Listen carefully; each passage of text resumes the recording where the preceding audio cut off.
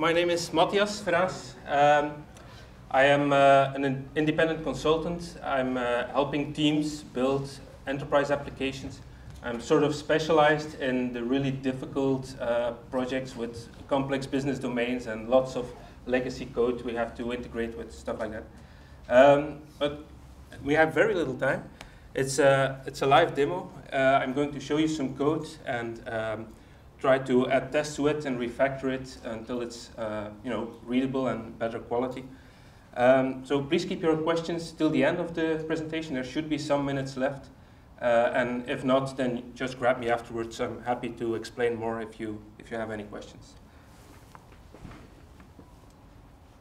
So can everybody read this in the back? Yeah? Okay. So what we have here, it's a class called group service. We don't know what it does, but we need to get it under control. It's just very short, but let's imagine that this is a 6,000 line class with huge methods and that the original developers have left and nobody knows what it's supposed to do. So to get started, we just try to get a sense of what is happening here. It's a group service that should give us some hint. It takes a group repository and the pupil repository as constructor arguments. And then it has one public method called add, which takes an ID and the pupil ID. So that gives us a hint as well. It's group service, add, pupil ID. It's something for a school, adding pupils to a group. It's a very simple use case, but as I said, it's we have very little time, so we cannot do this with really big methods. So what else can we find out? Here, it's always good to look at repositories because here something interesting happens. We are persisting the group. So probably this is what this method is about. And the line above it, we can tell that we're adding a pupil to that group. So our initial assumption is correct. So this seems to be the core reason to exist for this add method. And we can see some other interesting things. We have two exceptions going on here, a pupil already in group exception and too many pupils exception. And if we look at the code, we can sort of see that there are some business rules happening here. We are counting pupils. We are looping over pupils and comparing them for some reason. So let's just go back to the top and start trying to put our insights. So whenever we have some new insight in the code, instead of just remembering it or adding a comment, let's try to actually make the code reflect that new insight. For example, we have a pupil repository here and something called repository, but it's actually a group repository. That's sort of annoying because if you have, as I said, 5,000 lines, then you won't know at the end what repository this is. So let's just rename it, and we don't do that manually. We have IDEs for that sort of stuff. So we just call this group repository. You can see that it changes right here as well. And we do the same thing with the property here, rename group repository. And you can see that it changes right here and everywhere it's used. So just, get good tooling for this sort of stuff. If your IDE cannot do this sort of refactors, then, you're probably stealing from your employer because you waste too much time on doing that sort of stuff. So what else can we see? Same sort of problem here, ID and pupil ID. Maybe that grew historically when that original developer wrote the code. We don't know, but we'd like it to be a little bit more explicit. So let's just rename that. We are, as we can see right here, that ID is being used to find a group in a group repository. So that's, a group ID.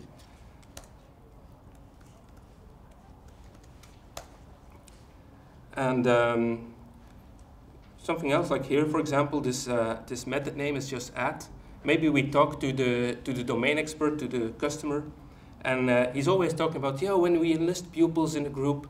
So the language that the customer is using is sort of different from the language that we are using, and it's going to make communication a lot easier if we make this very explicit. And this is sort of database language: add stuff, delete stuff, update stuff. Whereas in the business, it's enlist a pupil or whatever terms that the customer is using. Try to use those as inspiration for your code. So we can rename this. This will automatically change every place that this method is being called in our code base, so we don't need to worry about that. We let the tools do the job for us. So that's enlist pupil in group. And so the IDE will usually also complain if it's for some reason impossible to do the refactor. So, but the important thing, try not to focus on the tools I'm using here. You can figure that out on your own, but try to focus on why I'm doing this sort of stuff. So let's try to add a test, because if we're going to do more serious refactors, it's going to be very hard without tests, because you don't know if you've broken anything. Somebody once told me that legacy code is code that you are afraid to change, and without tests, I'm afraid to change this code. So let's generate a class for that called group service test. You can do this with PHP spec or any other testing tool, but I like to use PHP unit in presentations to piss off Marcelo. No, but I'm sort of used to doing this for legacy code. I usually use PHP unit, but for new code, I think PHP spec is superior.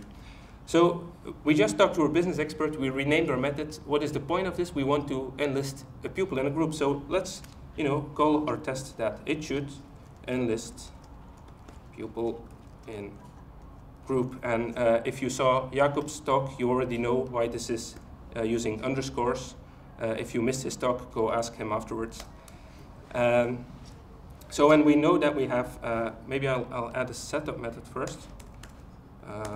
So if you don't know PHP unit, this method will be called before every test that we run in this class. So we need the system under test. It's sort of a convention, or you could just call this group service the variable. There we go, and we know that we need a group repository. I hate typing that word. This pupil repository. And maybe we can add some fields for that.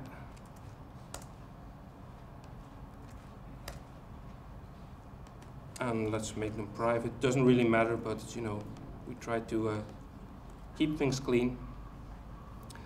Maybe it's always good to help your IDE and your future self to sort of understand what is in these things. It's a group service, that's a group repository, and that's a pupil repository. If I'm going too fast, maybe raise your hand if I make some really stupid mistake. So we haven't defined those yet, but let's just run this test just for a moment to see what is happening. Let's do it like this. It's crashing, of course. So we need to configure our system under test first. As you remember, we have these two repositories, but they are not implemented. They are just interfaces. The reason they're just interfaces and there's no implementation here, it's because it's just sample code. And but even in real life, we wouldn't really want to use the actual repositories, but because they are going to talk to a database. If we do that in our tests, then we have to make sure the database is set up for every test, and it's going to be really slow. So let's just use this. Sorry, let's use this interface and mock it. That was in the PHP spec talk as well. The mocks here, it's the old style that sort of infuriates lots of people, but it's not that bad if you're used to it. So what we are saying is, this group repository is doing it in the wrong place. So here in the setup method of our group service test, we define our group repository, and we are using a feature from PHP unit. This get mock, and the namespace happens to be school group. I'm doing it wrong again. Group repository. So now, what is actually in this variable? It's sort of black magic. It's a PHP unit. I think it's called. Just find it. Mock object. No. Framework. Can you find it already? Mock object. There we go, that's the one. And the same thing for our pupil repository. So this group repository is at the same time a mock object, and at the same time it sort of pretends to be a group repository.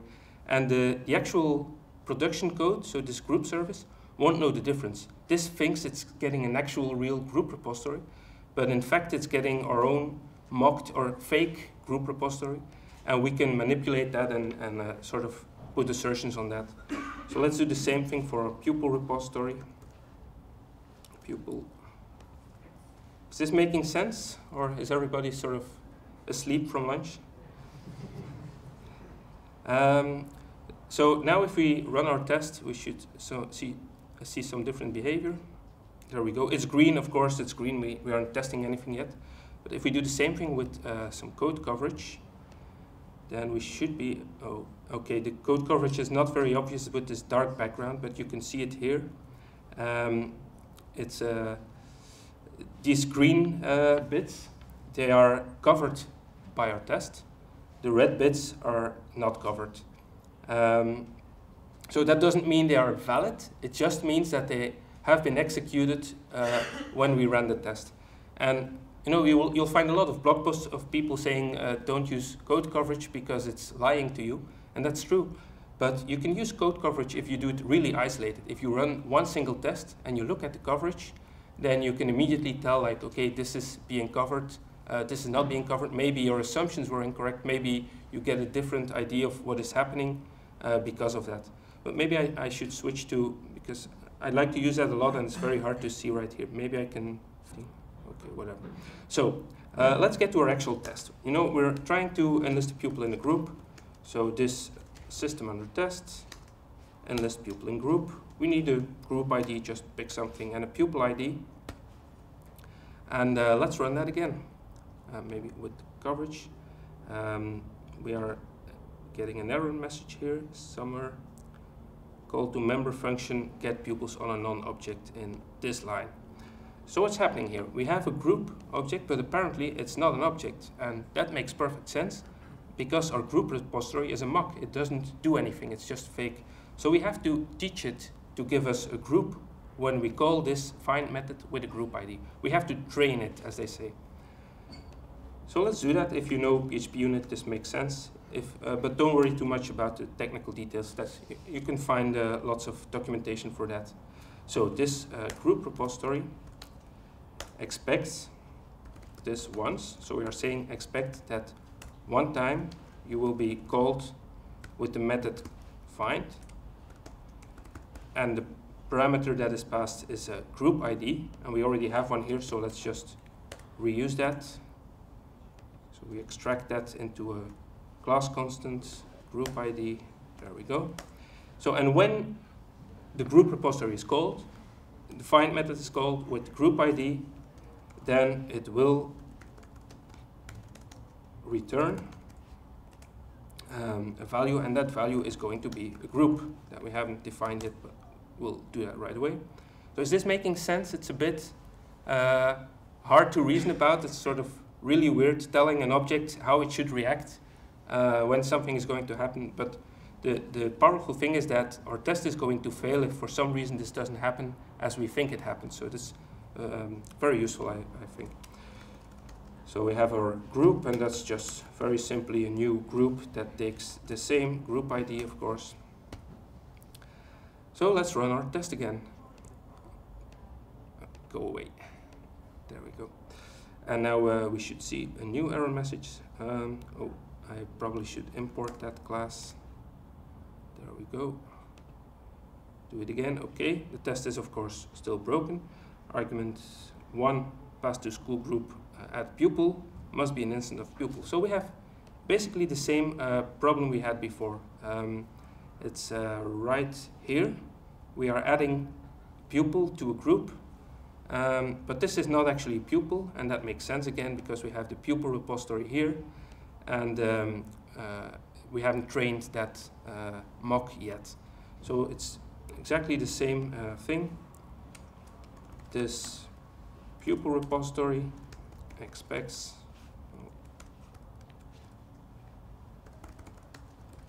once method find with, and we can recycle this pupil ID. So pupil ID, and it will this return value. You can do all sort of cool stuff with this, like add callbacks in here, etc.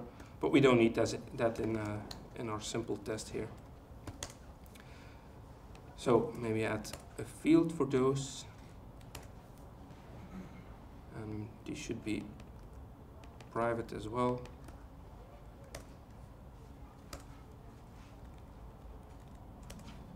So again, I like to tell the IDE what this is. PHP Summer is very smart in sort of figuring this out all by itself, but sometimes it's good to give it a hand.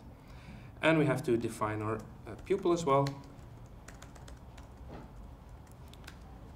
Same ID, a new pupil, self pupil ID. There we go. So we should get past this error message now if we run this. Test is green. We still haven't proven anything yet, but as you can see, we are now, so all the green code is being covered. So we get into this if block, we skip this for each, and then here we get into this if block where we actually add the pupil to the group and call the mock group repository. So we haven't actually tested anything. This should give us a hint of what to do now. It should enlist pupil in the group, so we need to assert that the pupil is actually in the group. And we have that group, we defined it earlier. So let me just add an assertion as well. This assert equals, you always, in this style of writing assertions, you write the expected value first, so that's an array containing one pupil. And the actual method to find out those is to get pupils on the group. So this is very basic. It's just a group. It has pupils. We can, call the getter and get an array back with this pupil. This sort of proves that if this test is green, it proves that this group is actually recording the pupils that are being added. But just to make sure we're not fooling ourselves, let's add a guard assertion. At the beginning, there shouldn't be anything in that group. So we add a guard clause. It's just a test. This is not the thing that we're testing, that groups are empty. But we do it here just to make sure that we are not fooling ourselves here, that there's not already a pupil in there. So let's run that. And our test is green. And if we run it again with the code coverage, then we should see we're not getting in there, but we are still executing this group at pupil. So that's all very good. But there's one more thing. We're not sure that this is being called now. We're not actually sure that even though the pupil is added to the group, that the group, the new state of the group, is actually being recorded in the database. And as I said, we are not testing the database, and we're not testing whatever object relational mapper that we have in between there. We're not testing the repository, but we are testing this add or this enlist pupil in group method. So we need to make sure that it's actually being called. So I can actually prove this very easily. If I turn this line off and I run the tests, then it still passes. And if you can turn off code and the test still passes, then that code is not covered correctly. So it's always good to watch your tests fail or pass under circumstances where you expect the opposite, because it's sort of it helps you to validate your assumptions. So we already have the group repository, and as I mentioned, you can sort of have assertions on these mocks. So here we are basically just training these repositories to reply with a certain value, but this time we're actually going to do something that is really important for our test, and we, in our case, we expect this once, that the method persists is going to be called with our group. And if we run our test now, it's green, so that makes sense. So we're not doing, just to make it clear, we're not doing black box testing here. We're actually looking at the code we are testing. That's okay. We're not trying to figure it out from the outside. We just look at the code and try to sort of fix whatever behavior it has into a test, so that we can automate the testing, and when the testing is automated and very fast, then we will feel more secure refactoring it later on. So now let's do the same experiment. If I turn off this line, I run the test fails, and we can look at the message. It's a little bit smaller. So here, PHP unit tells us that the expectation failed for method name persist when invoked 1 times. It was actually called 0 times. So that makes sense. It's telling us that you asked me to expect persist to be called once, and it hasn't been called, so your test fails. So that's very good. We now have actually, we are now confident that this method adds the pupil to the group and persists that new state of the group in the database. Before we go any further, we have this test. It's sort of hard to read. If you come back to this in 6 months, it's sort of annoying to try to figure out what this is doing. So let's make this more explicit. We have another refactoring tool we can use called extract method, where we select a block of code, and we are going to make a new private method that will contain that code. So what we are doing here is we are training the group repository to return a group. So train that, let's just say, maybe train that a group is found. And as you can see, this code is being replaced with a call to the private method, and the private method is right here doing exactly the same thing. So it's one of those very useful tools. And let's group those together. And right here, this is not training, this is actually an assertion. So here we call this expect that the group is persisted. So it sort of makes sense now. It fits on one page, even with this 18p font size. So we can read this. We can actually explain this to a customer. It should enlist pupil in a group. Oh yes, indeed, it should enlist pupil in a group. Well, train that the group is found, train that the pupil is found, and when these things happen, we expect that the group is persisted, and we expect that when we get the pupils back from the group, our pupil is actually in there. So that's sort of that's a lot more agreeable now that we have extracted this into separate methods. So let's move on now. We, as you remember, we haven't covered everything yet. I'll just run it again with the coverage and the group service. So here we have those 2 exceptions, and they are very helpful pointers. These are important business rules. These are invariants that clearly are very important and need to be protected. So here, let's start on the outside. We have this big nested if and for each, and another if in there, and another if block here, and then here we have the else. So it's good to, if you have these sort of structures, to sort of start on the outside, because that's usually the easiest. So, and we can see when does this happen? Well, count pupils, and what pupils are these? Well, it's the pupils that we got from the actual group. So it's pupils that are already in there. One thing you can do that I do during refactoring is, if you have a lot of code, try to get rid of these temporary variables. So this one here, it's being used right here and right here. It's sort of temporary. It doesn't really, we don't really need it. So we can just inline the group get pupils, put it right there. So we remove that line, in fact, and replace it with 2 identical calls. We can optimize that later again if we want to, but for now it's sort of more clear to do it like this. And so here for each group get pupils as pupil, that's sort of pupil already in group.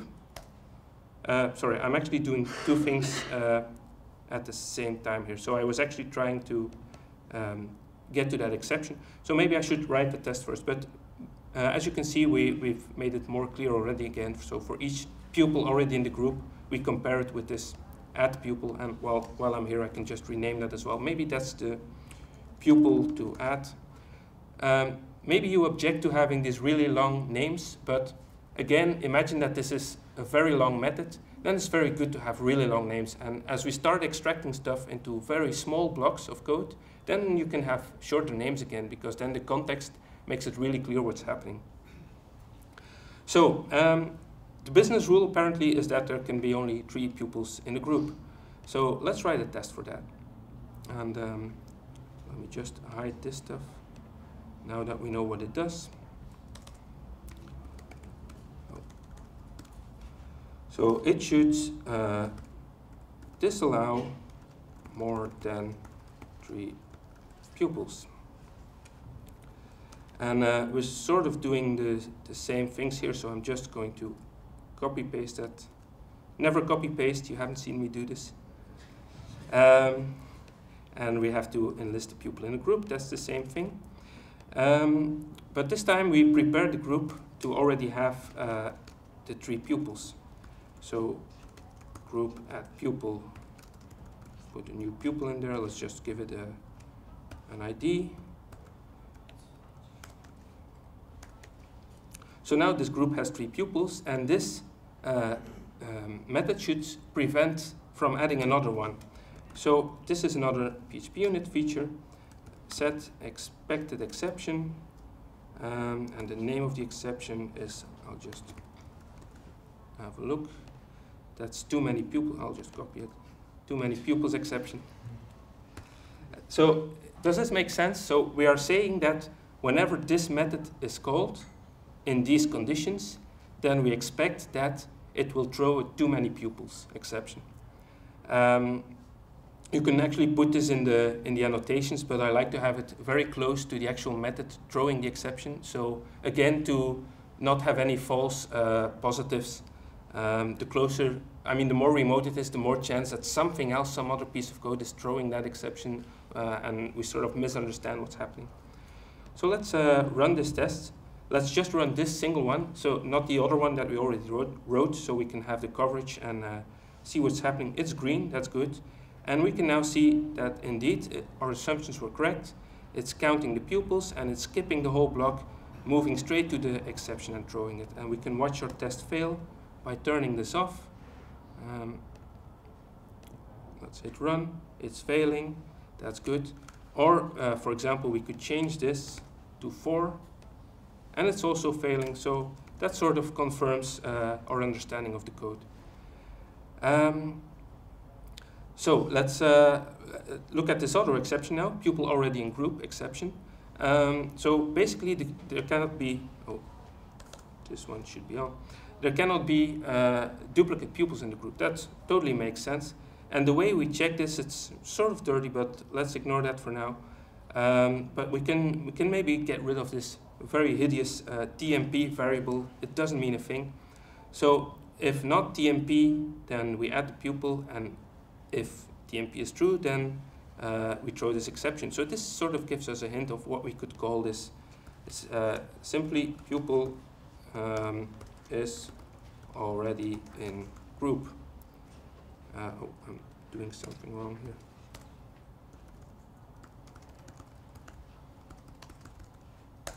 There we go. So that's again more readable, and even if it's just, if this is all you do, just rename some stuff, you've already improved the code. If you commit it and you come back to it 6 months later, you've saved yourself some time of trying to figure this out again.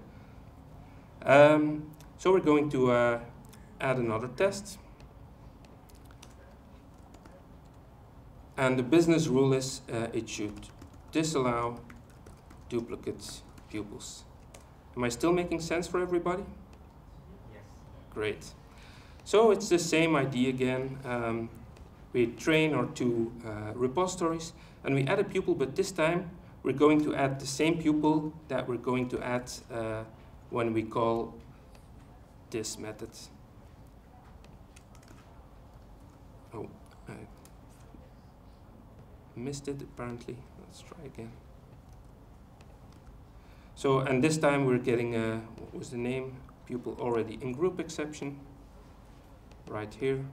So we train that group is found, we train that pupil is found, we train that the pupil is already in that group, and we expect that when we try to add the pupil again, it's going to throw for us.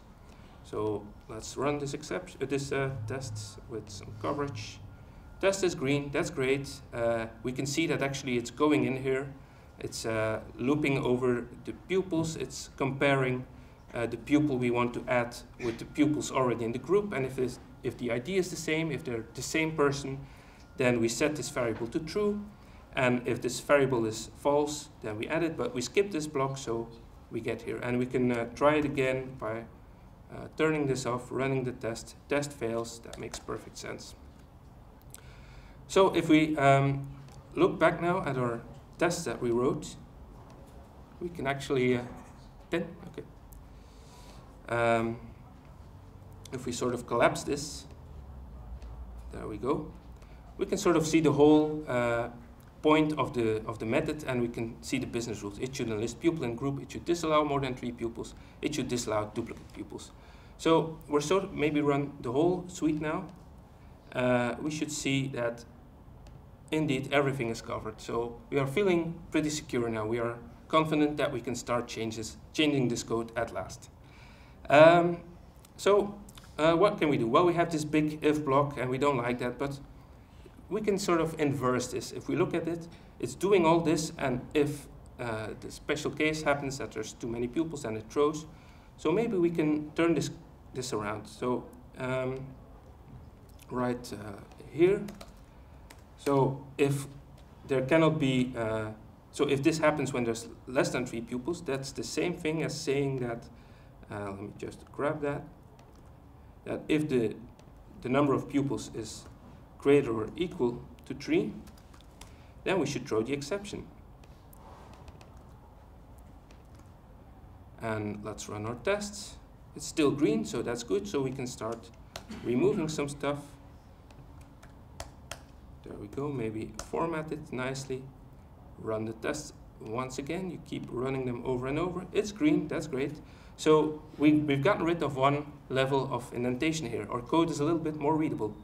Same thing here, we have if not something, then do this, and else do that. That's the same thing as saying if pupil is already in group. There we go, throw a new pupil exception. Run it again. They're all green, I'm running all 3 of them, yes. So that's good, so we can remove the if here. Format it, and it's still green, so this is already a little bit better again. And as you remember, we used the extract method earlier on, so let's try doing that in our production code here. This is one business rule, so let's make that very explicit. This is called a guard. We are guarding an invariant of the group, so we could call this guard against too many pupils, and let's make that private. There we go. And here we are guarding against duplicate pupils. So extract methods, guard against duplicate pupils. Still making sense? Okay. And let's group that a little bit to make it more obvious. So what's happening now? Enlist pupil in group, get some stuff from the database, guard against some invariants, do the actual code. That's very nice. That's very readable and explicit. And you can, if you need to know the details of those invariants, then you can look in the code, but you don't need it because this is sort of self-evident. And this sort of matches really well to our 3 methods here. Enlist the pupil, disallow, disallow. It's sort of exactly the same as, you know, enlist the pupil, disallow, and disallow right here. So you could commit this again. This is very nice. This is clean, but we are actually missing something here. There's so now for the grand finale, and I'm going to prove it that this code, even though this code is working, it sort of leaves room for error because someday some junior is going to come in your team and he needs to add a pupil to a group and he doesn't know about the group service, so he just gets a group and calls basically. If he would call this code directly without calling these from the outside somewhere, then there's going to be too many pupils. He's going to sort of work around those invariants. And we can prove that here if we add, if we call this directly, we're actually allowed, so the tests are green, so we're actually allowed to add more pupils. 5 minutes, okay. So this sort of proves that this code, even though it's working and it's valid and correct, it sort of misses the point of protecting those guards, those invariants, at the group level where it belongs. So the group service is too high a level for protecting these invariants. So the whole point is that we can now move these things to the group where they belong. What we actually want is here in the group. So this is the code we're talking about at pupil. It's not protected against anything. So we have our tests. We know that our code is safe. We have our Git repository. In case we screw up, we can just revert. So we can try some more experimental stuff, like move these guards from the group service to the actual group right here. And we should move the methods as well, of course. Well, I'm just copying them at first just to see what happens. So here, group. And this is our two implementations. And because we are now in the group entity, of course, we don't need to, in object-oriented code, you don't need to pass group into them. You can just use this right here. This is all, basic stuff. I'm sure I don't really need to explain that. Same thing here. This, get pupils, and that's the only place we're using. And we can actually add a nice type hint here. And okay, our dog blocks are no longer up to date, but that's easy to fix. There we go. And let's run our tests. Oh, I did something wrong. Okay, here, this is, so you can see now we can get rid of the longer names. We could actually clean up these methods if we wanted to, but I'll leave that for, you can try that at home sometime. So our tests are green, so we're really happy again.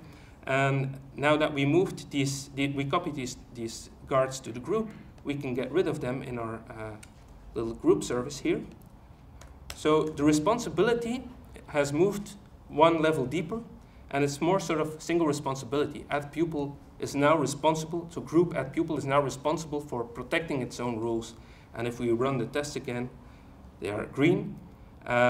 So one thing we could do, but again, that's something you can try at home, is maybe move these tests, because these tests are no longer about the group service, they are now about the group. You could move them into group test instead of the group service test. So that's sort of what I wanted to show you. Are there any questions? You can, I recorded a video of this, it's on my blog. And if you have any comments, I'm happy to receive them on Join In. Any questions? I think we have a couple of minutes, maybe. No, or just grab me afterwards if you come up with something you want to know. Okay, thank you very much.